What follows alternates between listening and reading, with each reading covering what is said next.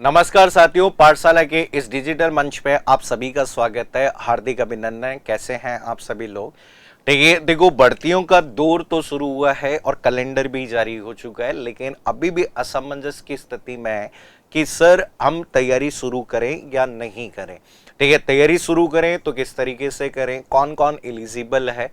तो यहाँ पे देखो, यहाँ जो आपका कैलेंडर आया उस कैलेंडर में जो आपकी डेट दे रखी है, तो अगर आपने पॉइंट नंबर 42 और पॉइंट नंबर 43 अगर आपने देखा हो तो इसमें अगर बात करें आपकी जो डेट दे रखी है, एक तो सीनियर कंप्यूटर इंस्ट्रक्टर की डेट दे रखी है। ठीक है, सीनियर कंप्यूटर इंस्ट्रक्टर की जो डेट दे रखी है 22/8/2000 आपका कितनी दे रखी है भाई? 26 दे रखी है। और एक आपकी जो डेट दी हुई है वो बेसिक कंप्यूटर इंस्ट्रक्टर की है और ये जो डेट दी गई है वो 23 है। ठीक है, 8/2026। तो हम कहते हैं कि करीब करीब अगर बात करें हमारे पास में लगभग अगर बात करें, ठीक है, 1 साल 9 महीने आपके बचे हुए हैं। तो हम कहते हैं लगभग 500 प्लस, हम कहते हैं कि यहाँ पर लगभग आपके 500 प्लस डेज अगर बात करें हमारे पास में अवेलेबल है। अब देखो पहली क्वेरी जो थी, ठीक है, कुछ समय पहले अगर बात करें किसी व्यक्ति ने पूछा कि ये जो डेट दी गई है सर वो डेट किसकी है, तो यहां पर क्वेरी का जवाब दिया कि ये कंप्यूटर अनुदेशक भर्ती किसकी है, तो यहां पर इन्होंने कहा था कि संस्कृत विभाग की है। तो यहां पर ये जो डेट अभी तक जो दी गई है वो डेट आपकी कहा गया कि ये आपके संस्कृत शिक्षा विभाग की है। तो ये संस्कृत शिक्षा विभाग की है। ठीक है, जिसमें अगर हम कहते हैं कि 236 प्लस पद आपके यहां पर आपके दिए गए हैं। ठीक है, जिसमें आपके बीसीआई प्लस आपके, ठीक है, BCI plus senior computer instructor दोनों के ही यहां पर दिए गए हैं। ठीक है, दोनों एग्जाम्स के यहां पर पद आओ आपके दिए गए हैं। अब सर दिक्कत क्या है इसमें? ठीक है, हमें तो अगर बात करें जो भर्ती चाहिए वो आपके कौन सी? सामान्य शिक्षा विभाग। तो ये अब सामान्य शिक्षा विभाग की भर्ती का क्या होगा सर, आएगी या नहीं आएगी? तो फिर इसके बाद में कुछ समय के बाद में यहाँ पर, ठीक है, फिर से ट्वीट आया कि उम्मीद है कि माध्यमिक शिक्षा विभाग की भी कंप्यूटर अनुदेशक और पीटीआई की अभ्यर्थना टाइम से आ जाएगी। अभी वक्त है अपने पास इन तीनों एग्जाम्स को संस्कृत शिक्षा विभाग और शिक्षा विभाग की रिक्तियों के लिए कंबाइंड एग्जाम करा देंगे। तो इन्होंने कहा कि अगर बात करें जो रिक्तियां, जैसे लगभग हम कह सकते हैं कि लगभग, ठीक है, 5000 ये अप्रोक्सीमेटली, ठीक है, इतने पद अगर अभी हम मान के चल रहे हैं कि यहाँ पर खाली है। ठीक है, बाकी वैसे तो देखा जाए तो 19,000 प्लस स्कूलों में आईसीटी लैब है, बहुत सारे स्कूलों में, ठीक है, नए बजट के प्रावधान के थ्रू आपकी लैब है। तो यहाँ पर कितने पद आएंगे वो तो अगर बात करें अभी क्लियर करना थोड़ा सा मुश्किल है, क्योंकि इन्होंने एग्जाम डेट दे दी है। तो तैयारी करने वाले विद्यार्थी के लिए तो इतना ही काफी होता है कि भाई कैलेंडर में डेट है तो एग्जाम तो होगा ही है। अब ये तो होगा नहीं कि भाई यहाँ पे डेट हटा देंगे और वैकेंसी, तो संस्कृत डिपार्टमेंट की तो अभ्यर्थना ऑलरेडी आ चुकी है, जिसमें हम कहते हैं कि आपके 216 जो पद है वो बीसीआई के है। अब आगे क्या होगा? आगे अगर बात करें, देखो करीब करीब 1.5 साल का समय है।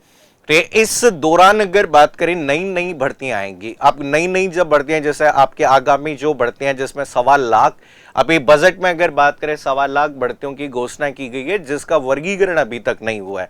तो आगामी इन सभी एग्जाम्स की यहां पर आप लोग तैयारी कर सकते हो।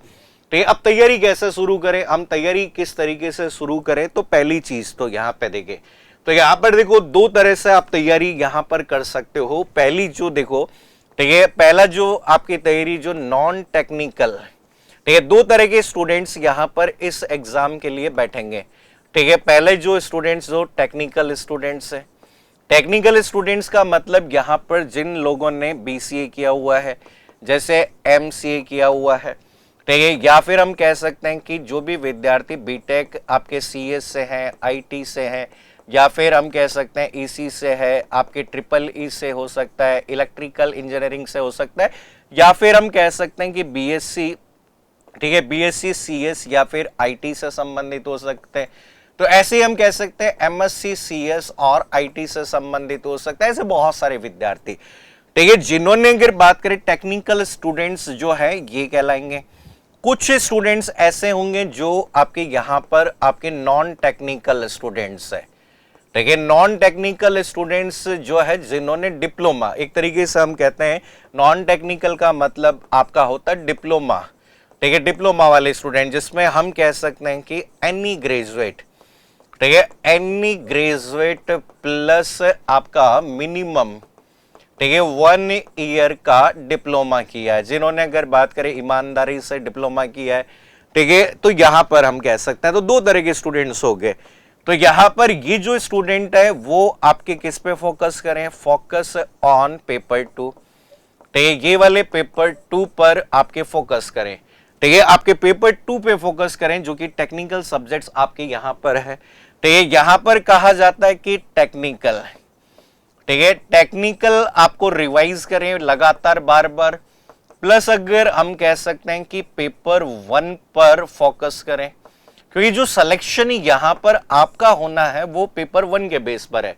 क्योंकि आप लोगों ने अगर बात करें, दिक्कत यह है कि यहां पर जितने भी स्टूडेंट हैं उन सभी स्टूडेंट ने राजस्थान जीके कभी भी नहीं पढ़ा। ये राजस्थान जीके वाला पार्ट उन लोगों के लिए पहली बार पढ़ने वाला है, ठीक है। साथ में अगर बात करें करंट जीके का भी पार्ट आपको कवर करना पड़ेगा। अब सर कौन एग्जाम दे सकता है, तो सबसे पहले हम बेसिक कंप्यूटर इंस्ट्रक्टर की बात करें, जो बेसिक कंप्यूटर अनुदेशक के नाम से बढ़ती आती है उसकी बात करें। तो इन्होंने कहा कि for the post of basic computer instructor, मैं इस वीडियो में आपको यह भी बताऊंगा कि अगर आप टेक्निकल स्टूडेंट्स हैं और अगर आप पढ़ना चाह रहे हैं, ठीक है, अगर आप सेल्फ स्टडी करना चाह रहे हैं तो कौन सी बुक से आप लोग पढ़ सकते हैं वो भी मैं बताऊंगा, ठीक है। तो यहां पर as Rajasthan educational services rules 2021 in schedule first in new group D namely computer wing graduate and A level, तो हम कहते हैं कि यहां पर पहला जो पार्ट दिया गया कोई भी ग्रेजुएट, ठीक है, हम कहते हैं कि यहां पर पहली जो चीज दी गई है वो कहा गया है कि एनी ग्रेजुएट, ठीक है, प्लस मिनिमम 1 ईयर, ठीक है, 1 ईयर कंप्यूटर डिप्लोमा, ठीक है, कम से कम अगर बात करें 1 साल का क्या होना चाहिए, डिप्लोमा होना चाहिए, ठीक है, ये कम से कम। फिर इसके बाद में आपका क्या है, बीई किया हुआ होना चाहिए या फिर बीटेक, हम कह रहे हैं कि बीटेक वाला पार्ट हो सकता है, और बीटेक और ये जो कंप्यूटर साइंस हम कहते हैं सीएस ब्रांच में हो सकता है, आईटी ब्रांच में हो सकता है, इलेक्ट्रॉनिक कम्युनिकेशन इंजीनियरिंग में हो सकता है, इलेक्ट्रिकल इंजीनियरिंग में हो सकता है, ट्रिपल ई में भी हो सकता है, ईआईसी में भी हो सकता है, और आपका टेली कम्युनिकेशन, तो ये सारी ब्रांचेस है।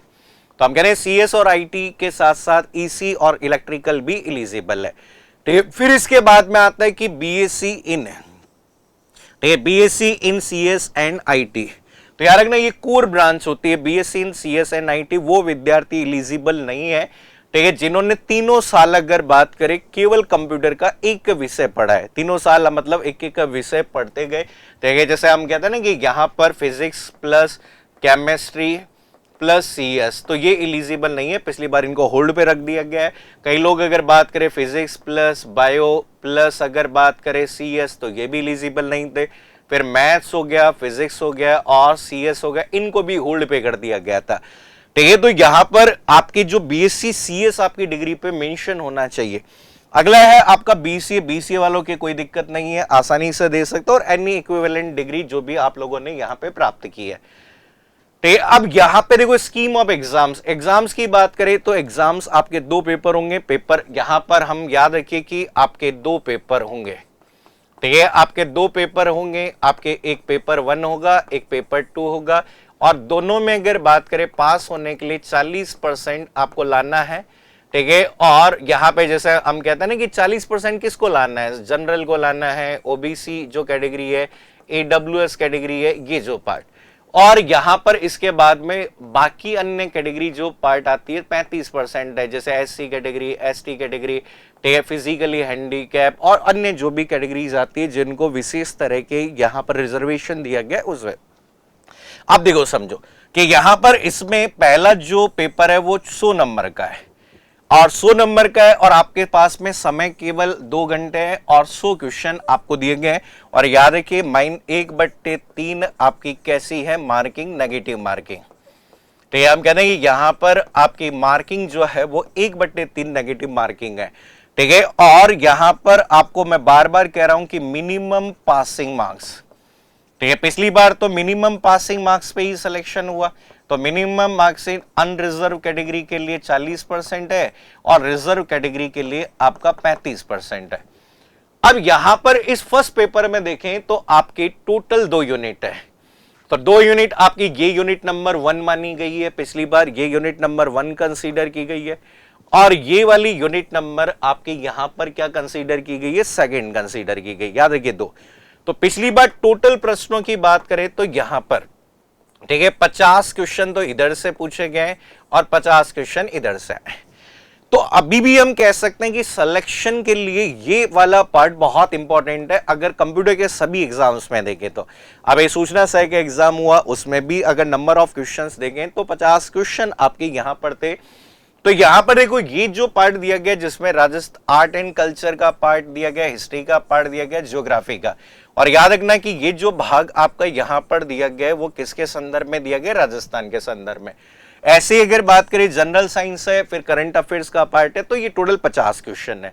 तो हम मान के चले कि यहां पर टोटल 50 क्वेश्चन का ये वेटेज है, जिसमें पिछली बार जनरल साइंस के 10 क्वेश्चन थे, करंट अफेयर्स के आपके 10 क्वेश्चन थे। बाकी अगर बात करें ये मान लीजिए हिस्ट्री कल्चर के 15 सवाल के लगभग थे और ज्योग्राफी के भी टोटल 15 सवाल आपके यहाँ पे थे। सिमिलर मैनर में मैथ्स रीजनिंग में अगर बात करें तो 40 क्वेश्चन जो थे वो आपके किससे संबंधित थे, रीजनिंग के संबंध में थे, और 10 क्वेश्चन अगर बात करें आपके किसके संदर्भ में पूछे गए, मैथ्स के संदर्भ में। तो ये याद रखना नेगेटिव मार्किंग है, 1/3 नेगेटिव मार्किंग है। अब कैसे तैयारी करनी है वो समझो। देखो पेपर 1 के लिए अगर बात करें रामबाण आपका यहां पे, अगर आपको जीके नहीं आता है तो आपको जीके नहीं आता है तो जीके के लिए आप लोग अगर बात करें ठीक है यहां पर ये वाली बुक्स है, इन बुक्स के माध्यम से ऑब्जेक्टिव सॉल्व कर सकते हो, जैसे PYQ कहते हैं, ठीक है, प्रीवियस ईयर के क्वेश्चन सॉल्व कर सकते हो। ठीक है, आपके पास में यहां पर राजस्थान, भूगोल, अर्थव्यवस्था, इतिहास, कला संस्कृति, संविधान और राजव्यवस्था, ये सिलेबस में नहीं है लेकिन आप ले सकते हैं। ठीक है, 750 रुपए में ये कॉम्बो है जिसमें आपकी हिंदी और इंग्लिश मीडियम में ठीक है आपके 2016 से ठीक है 2024 तक जो आपके आरपीएससी, आप कह रहे हैं आरपीएससी और अधीनस्थ बोर्ड में जो भी पेपर्स हुए हैं उन सभी पेपर्स का कलेक्शन है। आप सभी को पता है कि आपके हर एग्जाम में पीवाईक्यू का बहुत बड़ा रोल होता है। ठीक है, बहुत सारे क्वेश्चंस अगर बात करें आपके प्रीवियस ईयर के एग्जाम्स में से पूछे जाते हैं। ये बात हुई फर्स्ट पेपर की। अब देखिए सेकंड पेपर की बात करते हैं। अब देखो सेकंड पेपर आपके जिन्होंने अगर बात करें, वैसे तो आप लोगों ने जैसे जिन्होंने तैयारी कर रखी है, जैसे हम कहते हैं ना कि अलग अलग आपके एग्जाम्स की तैयारी कर रखी है, जैसे पटवार की, वीडियो की, सीईटी की, उनके लिए फर्स्ट पेपर तो रामबाण है। फर्स्ट पेपर में मैक्सिमम क्वेश्चंस आप कर सकते हैं मेरिट के लिए। अब पेपर 2 की बात करें तो पेपर 2 में देखो यहां पे पहला जो यूनिट है पेडागोजी, लेकिन याद रखिए ये पेडागोजी आपके किसके संदर्भ में आता है, कंप्यूटर साइंस। लेकिन इसमें कुछ ऐसे टॉपिक होते हैं जो समान रूप से सभी एग्जाम्स में आते हैं। ठीक है, समान रूप से सब एग्जाम्स में, जैसे ब्लूम्स टैक्सोनॉमी हो गया, टीचिंग मॉडल्स हो गया, कम्युनिकेशन स्किल्स आपका हो गया, वो ये वाला पार्ट है। और पेडागोजी वाले पार्ट से जो पिछली बार जो प्रश्न की संख्या पूछी गई है वो 3 सवाल पूछे गए हैं, ज्यादा सवाल नहीं थे। तो आप अगर बात करें पेडागोजी ऑफ कंप्यूटर साइंस के नाम से, ठीक है, डॉक्टर वी नटराजन के नाम से आपकी एक बुक आती है, उस बुक को रेफर कर सकते हैं। ठीक है, आप यहां पढ़ सकते हैं। तो इसके बाद में आपका मेंटल एबिलिटी का पार्ट, अब मेंटल एबिलिटी का पार्ट यहां पर इंपॉर्टेंट पार्ट है। देखो पिछले फर्स्ट पेपर में भी मेंटल एबिलिटी का पार्ट आता है और सेकंड पेपर में भी किसका पार्ट आता है, मेंटल एबिलिटी का पार्ट आता है। तो पिछली बार मेंटल एबिलिटी के पार्ट से प्रश्नों की संख्या यहां 9 थी। तो यहां पे याद रखिए करीब करीब 60 सवाल 200 में से केवल और केवल मेंटल एबिलिटी मैथ्स के आपके हैं। और मेंटल एबिलिटी के लिए मेरा यही कहना है कि आप लोग एसएससी के, ठीक है, जो पीवाईक्यू आते हैं उन पीवाईक्यू को सॉल्व कर सकते हैं। ठीक है, जो एसएससी एग्जाम्स होती है, जो आपके सीजीएल हो गया, 10+2 हो गया, दिल्ली पुलिस हो गया, उन सब एग्जाम्स में जो रीजनिंग आती है उसको आप सॉल्व करिए, टॉपिक वाइज क्वेश्चन सॉल्व करिए, फिर प्रीवियस ईयर क्वेश्चन सॉल्व करिए। ठीक है, आपको डेली अगर बात करें 50 क्वेश्चन मैथ्स रीजनिंग के सॉल्व करने क्या कर देना है, शुरू कर देना है।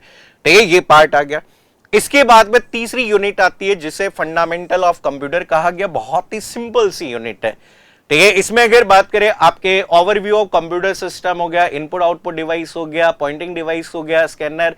इसके अलावा अगर बात करें जैसे आपको कंसेप्ट याद रखना है, जैसे मेमोरी के बारे में, मेमोरी के बाद में जैसे आपका कैरेक्टरिस्टिक्स के बारे में, कंप्यूटर के जो टाइप्स होते हैं वो हो सकता है, या कंप्यूटर की विभिन्न प्रकार की क्या हो सकती है, जनरेशन हो सकते हैं, या फिर जो सॉफ्टवेयर वाला पार्ट है वो भी कर सकते हैं। तो ये इसकी तैयारी करने के लिए सबसे बेस्ट बुक अगर मेरे अकॉर्डिंग है पीके सिन्हा। ठीक है, आप लोग अगर बात करें पीके सिन्हा नाम से जो किताब आती है उस किताब को रेफर कर सकते हैं, बहुत अच्छी बुक है। ठीक है, यहां पर इसमें जितने भी सब्जेक्ट्स हैं उन सभी सब्जेक्ट का जो बेस आपका क्लियर है वो आपका हो जाएगा, इजीली क्लियर हो जाएगा। ठीक है, तो ये किताब आप सबसे पहले पढ़िए ताकि आपके सभी सब्जेक्ट का जो नॉन टेक्निकल स्टूडेंट्स हैं उनके लिए तो मस्ट है। बाकी अगर बात करें इसमें जो नंबर सिस्टम और ये सभी टॉपिक आपके इजीली कवर हो जाएंगे। अब पिछली बार अगर देखें तो पिछली बार प्रश्नों की संख्या, ठीक है, हम कह रहे हैं कि पिछली बार जो प्रश्नों की संख्या जो एफओसी वाले पार्ट में पूछी गई है, तो यहां पर देखो अभी इस बार कितने होंगे नहीं पता, लेकिन पिछली बार प्रश्नों की संख्या जो यहां पर पूछी गई है वो कितने सवाल है, 11 सवाल। 11 सवाल अगर बात करें टोटल यहां से पिछली बार पूछे गए। इसके बाद में देखो अगला जो पार्ट आता है जिसे कौन सा कहते हैं, डेटा प्रोसेसिंग। और डेटा प्रोसेसिंग की जब भी बात करें तो डेटा प्रोसेसिंग के लिए जो भाग आपका यूज होता है जो कि कौन सा है, एमएस ऑफिस। इस एमएस ऑफिस में अगर बात करें आपको जो पढ़ना है, जैसे एमएस वर्ड के बारे में पढ़ना है, वर्ड के बाद में आपका स्प्रेडशीट सॉफ्टवेयर एक्सेल आता है, ठीक है, पावर पॉइंट के बारे में और एक्सेस के बारे में पढ़ना है। 2 किताबें आती है, आप एक किताब आती है बेसिक कंप्यूटर कंसेप्ट के नाम से जो आपके असेंट प्राइम पब्लिकेशन की आती है राकेश सागवान के नाम से, और एक किताब आती है विजय एमएस ऑफिस गुरु के नाम से आता है आपका, ये वाली किताब आती है। इसको भी आप ट्राई कर सकते हैं, दोनों में से जो बेस्ट लगे उस बुक को ट्राई कर सकते हैं। ठीक है, लेकिन आप लोग अगर बात करें लेटेस्ट, तो ये लेटेस्ट वर्जन के अकॉर्डिंग अगर बात करें यहां पे पढ़ें। भाई देखो आपको 2010 के बारे में तो पता ही होना चाहिए, 13 के बारे में पता होना चाहिए, 16 के बारे में पता होना चाहिए, 19 के बारे में पता होना चाहिए, 2021 और अभी 2024 की भी चर्चा यहां पर की जा रही है। तो यहां पर मेजर क्वेश्चंस जो है वो इस तरीके से नई लेटेस्ट वर्जन को भी ध्यान में रखते हुए याद रखना है। पिछली बार प्रश्नों की संख्या कितनी थी, कोई बता सकता है? पिछली बार प्रश्नों की संख्या यहां पर डेटा प्रोसेसिंग वाले पार्ट से आपकी काफी अच्छी प्रश्न पूछे गए। तो पिछली बार जो टोटल प्रश्न यहां पर पूछे गए हैं वो टोटल प्रश्नों की संख्या कितनी थी, 11। कितने सवाल थे भाई, 11 सवाल यहां पर थे। तो एक तरीके से हम कह सकते हैं कि स्टार्टिंग के देखें तो 3 सवाल पेडागोजी के थे, तो ये 9 सवाल अगर बात करें इसके थे, 9 सवाल किसके थे, मैथ्स रीजनिंग के, और 11 सवाल एफओसी के थे। और ये वाले अगर इनकी बात करें तो बहुत ही बेसिक सा पार्ट था, तो 22 और 8 30 और 31 और 34 सवाल। अब कई लोगों के अगर बात करें पिछली बार सेकंड पेपर में पास नहीं होने का एक बड़ा रीजन ये भी था कि उनके बेसिक कंसेप्ट भी क्लियर नहीं थे। ठीक है, उनको मैथ्स रीजनिंग भी उन्होंने ज्यादा अटेम्प्ट नहीं किए, प्रश्न भी गलत किए। मेरे हिसाब से अगर बात करें आपका इन प्रश्नों को अगर किया जाता, अब कह रहे हैं इसमें 25 तक भी सवाल करते तो बाकी पूरे पेपर में 15 सवाल तो आसानी से कर सकते थे। लेकिन कोई बात नहीं कि कई बार क्या हो जाता है, नेगेटिव ज्यादा हो जाते हैं, ये ध्यान रखना है। तो अगली जो यूनिट आपकी यहां पर दी गई है जो प्रोग्रामिंग फंडामेंटल है, तो भाई ये प्रोग्रामिंग फंडामेंटल का पूरा पार्ट दिया गया है। तो ये प्रोग्रामिंग फंडामेंटल का जिसमें introduction to C, C plus plus, Java, .NET, artificial intelligence, block आपका लर्निंग, ठीक है, Python, blockchain principle, programming technique, introduction of object oriented programming, IDE और ये सारे एडवांटेज। तो यहां पर या तो अगर बात करें आप ई बाला गुरुस्वामी की आपकी सी लैंग्वेज आती है वो पढ़ सकते हैं, ऐसे ई बाला गुरुस्वामी की यहाँ पे object oriented programming with C++ आती है। और बाकी की जो पार्ट आपके यहां पर दिए गए हैं, जैसे यहां पर ये जो दिए गए ना बाकी के, जैसे जावा ऑब्जेक्ट ओरिएंटेड में ही आ जाएगा, C++ जावा, अलग से लेना चाहो तो अलग से भी पढ़ सकते हो। तो इसके अलावा ये जो टॉपिक दिए गए भाई, आर्टिफिशियल इंटेलिजेंस, ठीक है, मशीन लर्निंग, पाइथन, ठीक है, blockchain, principle of programming techniques, ये सारे जो टॉपिक्स हैं, ये सारे के सारे जो टॉपिक हैं CBSE की, ठीक है, CBSE की जो क्लास 11th, ठीक है, क्लास 11th एंड 12th, कि जो भी एनसीईआरटी किताब आती है उस किताब से पढ़ना शुरू करें, ये उसमें इंपॉर्टेंट पार्ट है। और पाइथन तो आज के समय में बहुत ज्यादा इंपॉर्टेंट पार्ट आपका हो गया है। तो यहां पर देखो, इस पूरी इकाई में से पिछली बार जो प्रश्नों की संख्या पूछी गई है, ठीक है, टोटल अगर बात करें प्रश्न यहां पर पूछे गए हैं, वो टोटल कितने प्रश्न है? 12। अब इसमें सब इंक्लूडेड है, C++, जावा, .NET, AI, machine learning, Python, blockchain, PPL, object oriented, ID, ये सब जो पार्ट आता है वो ये है। तो ये पूरा प्रोग्रामिंग का पार्ट है। आप प्रोग्रामिंग आप स्टार्ट कर सकते हैं, प्रोग्रामिंग पढ़ना शुरू करिए। बेसिक के लिए आप जो भी बुक आप प्रेफर करना चाहें वो कर सकते हैं। इसके बाद में अगला जो पार्ट आता है जिसे DSA, data structure and algorithm, और ये जो DSA दिया गया है वो यूजिंग आपका C एंड C++ कहा गया है। तो यहां पर बेसिकली देखो, प्रोग्राम्स नहीं आते लेकिन आउटपुट पर बेस्ड क्वेश्चंस बहुत सारे आते हैं, कंसेप्चुअल क्वेश्चंस आपके बहुत सारे आते हैं। ठीक है, आप अगर चाहें तो आप बाला गुरु स्वामी की किताब जो आती है उसको भी रेफर कर सकते हैं। अगर आप यहां पर, तो पिछली बार इसका भी वेटेज काफी अच्छा था। ठीक है, पिछली बार अगर बात करें DSA से जो संबंधित क्वेश्चंस पूछे गए, ठीक है, हम कहते हैं डेटा स्ट्रक्चर एंड एल्गोरिथम से संबंधित जो क्वेश्चंस पिछली बार पूछे गए हैं, वो प्रश्नों की संख्या अगर बात करें, टोटल प्रश्न आपके कितने थे? 7 प्रश्न यहां पर DSA से पूछे गए थे। ठीक है, अगला जो पार्ट आता है जिसे हम कहते हैं कि computer organisation and operation systems दिया हुआ है, लेकिन ऑपरेटिंग सिस्टम है। अब इसमें अगर बात करें, देखो, basic structure of computer, computer arithmetic operation, central processing unit, instruction, memory organisation, input out organisation, operating system, process management और फाइंडिंग। तो 2 किताबें आती है। अगर बात करें आपके कंप्यूटर आर्किटेक्चर की, मॉरिस मानो आती है।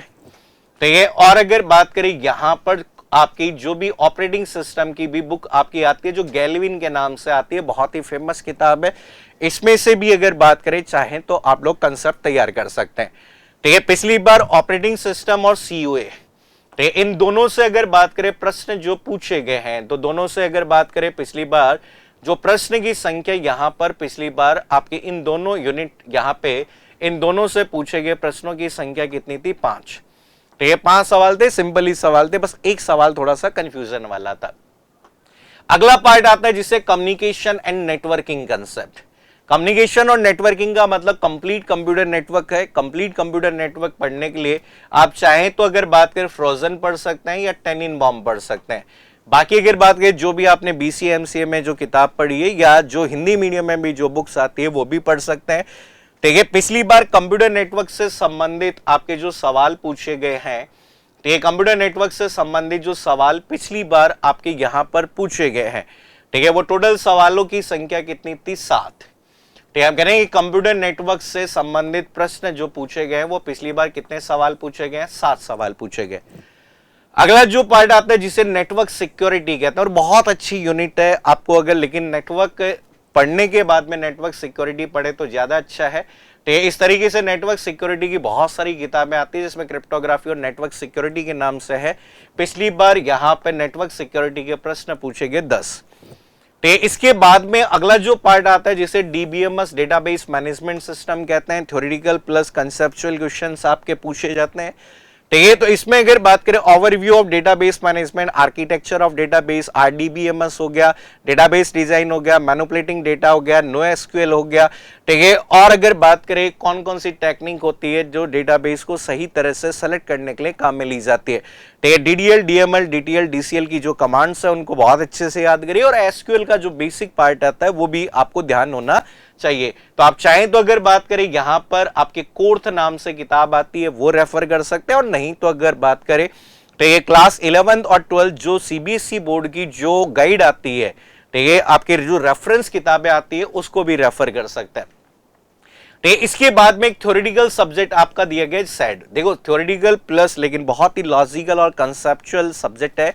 ठीक है, तो यहाँ पर introduction, requirement gathering, feasibility analysis, UML testing, ये सभी जो पार्ट आता है, ठीक है, आपके यहाँ पर रोथ नाम से किताब आती है, सिस्टम एनालिसिस डिजाइन। अगर आप पढ़ना चाहें तो वो पढ़ सकते हैं।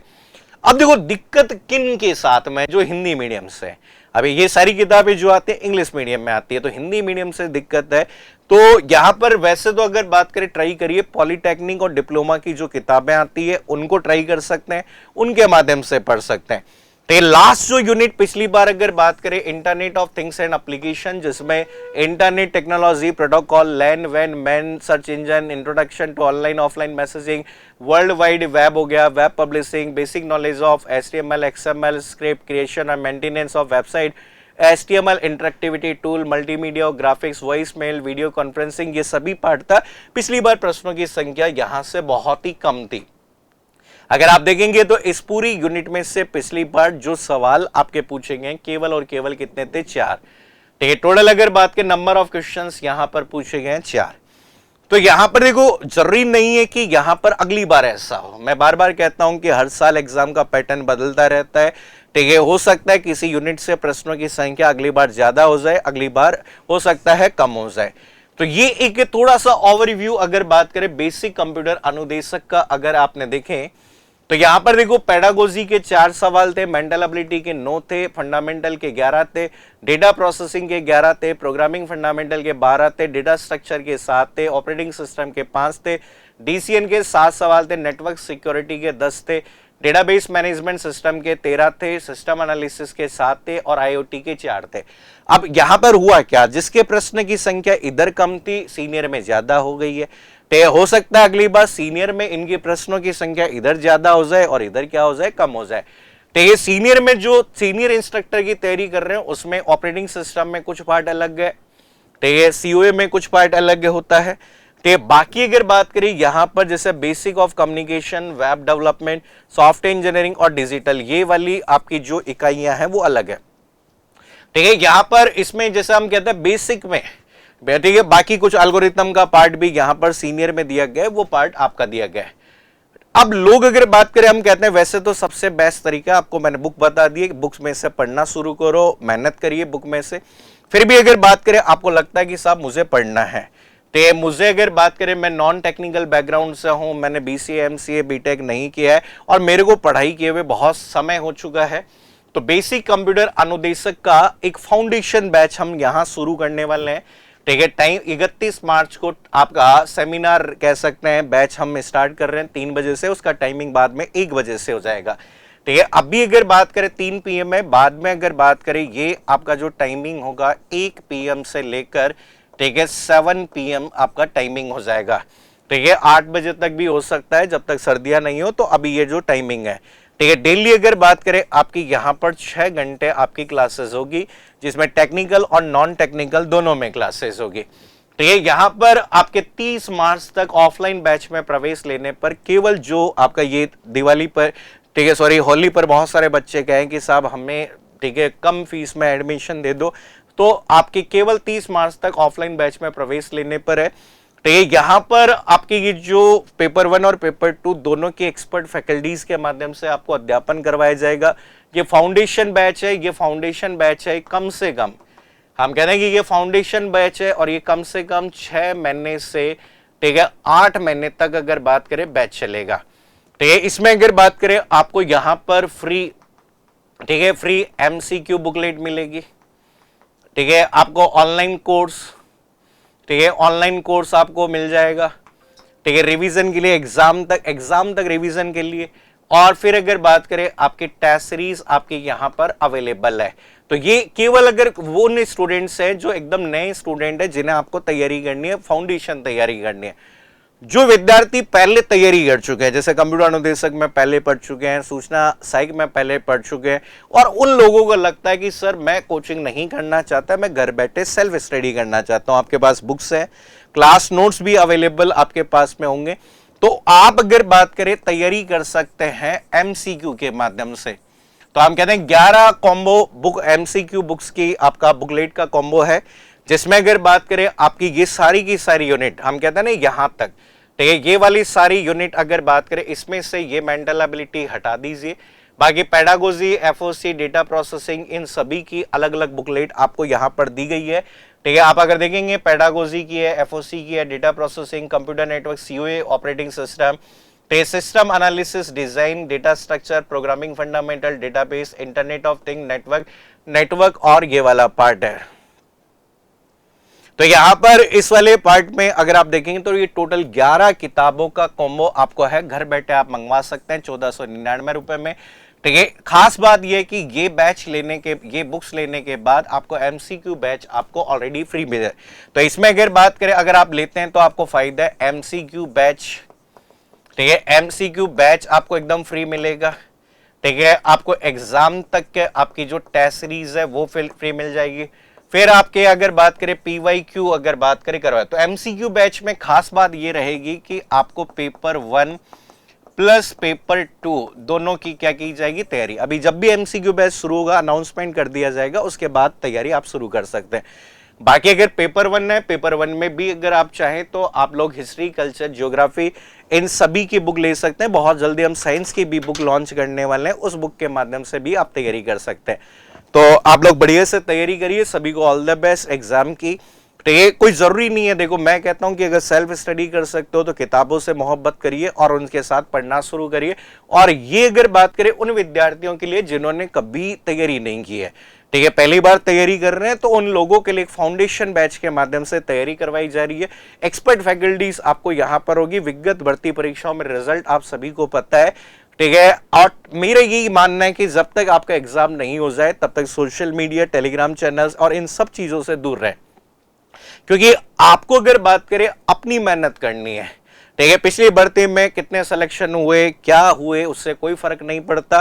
ठीक है, पिछली भर्ती में जो सिलेक्शन लेकर चले गए वो अपनी मेहनत के साथ में गए और हमने उनके साथ में मेहनत की। तो उसी तरह से अगर हम इस बार मेहनत नहीं करेंगे आपके साथ तो इस भर्ती में थोड़ी सिलेक्शन हो पाएगा। इसलिए सिलेक्शन के लिए टीम चाहिए और आपके पास में हमेशा की कहानी है कि एक बहुत अच्छी टीम के साथ में हम इस बैच को लॉन्च करने वाले हैं। ठीक है, आप लोग अगर बात करें इस एग्जाम की तैयारी करिए, बढ़िया से तैयारी करिए। और बाकी तो और भी बहुत सारे एग्जाम्स आपके आने हैं, जैसे टैक्स असिस्टेंट का भी एग्जाम होना है जो इसी वैकेंसी के बेस पर होने वाला है। हम कहते हैं ना इसी आपके क्वालिफिकेशन के बेस पर होने वाला है। अभी के लिए इतना ही। Thank you so much, take care, bye bye, all the best. अगर कोई भी क्वेरी आपकी होती है, तो हम कहते हैं कि कोई भी क्वेरी होती है तो आप लोग अगर बात करें हमेशा स्टे कॉन्टेक्ट में रह सकते हैं। तो ये यहाँ पर आपके कॉन्टेक्ट में रह सकते हैं। तो ये आपका मेरा व्हाट्सअप नंबर है जिसके माध्यम से आप लोग कांटेक्ट में रह सकते हैं। बाकी कोई भी जानकारी होगी तो मैं बहुत जल्दी आपके यूट्यूब पर सेशन शुरू करने वाला हूं। ठीक है, अपकमिंग जो मंडे है, ठीक है, अपकमिंग जो मंडे आने वाला मंडे है, आपका कुछ थोड़ा सा टाइम दीजिए। ठीक है, इसमें अगर बात करें हम सेशन शुरू करने वाले हैं 1 घंटे अगर बात करें रीजनिंग, ठीक है, हम कहते हैं रीजनिंग 1 घंटे, अगर हम कल्चर, ठीक है, और 1 घंटे जो आपकी क्लास होने वाली है यहाँ पर 1 घंटे आपकी ज्योग्राफी, और ठीक है 2 घंटे डेली अगर बात करें हम यहाँ पर ठीक कंप्यूटर साइंस का कोई भी सब्जेक्ट शुरू कर लेंगे। और ये जो क्लासेस होगी वो पीवाईक्यू के माध्यम से आपके यूट्यूब चैनल पे करवा दी जाएगी। ठीक है, आपका यहाँ पर जो टाइमिंग जो रहेगा वो 6 से लेकर 11 PM। तो शाम को 5 घंटे डेली हम एमसीक्यू के माध्यम से, पीवाईक्यू के माध्यम से क्या करेंगे, तैयारी करेंगे। अभी के लिए इतना ही। सबको थैंक यू एक बार फिर से। और अगर आपको सेशन अच्छा लगे तो अपने साथियों के साथ जरूर शेयर करें।